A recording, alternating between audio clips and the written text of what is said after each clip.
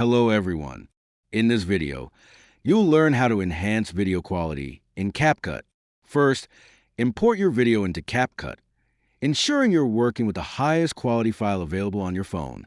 After editing your video, go to the Filters section on the bottom menu,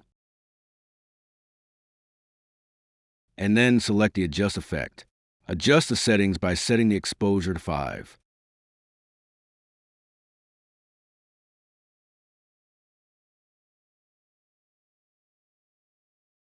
Then click on Sharpness, and then increasing the sharpness to 30.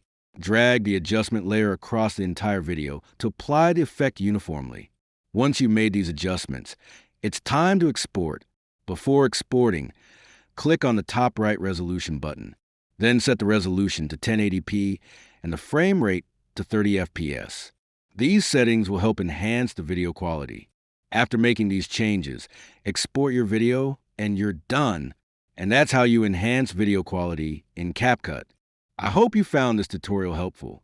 If you did, be sure to like and subscribe for more useful tips. Thanks for watching.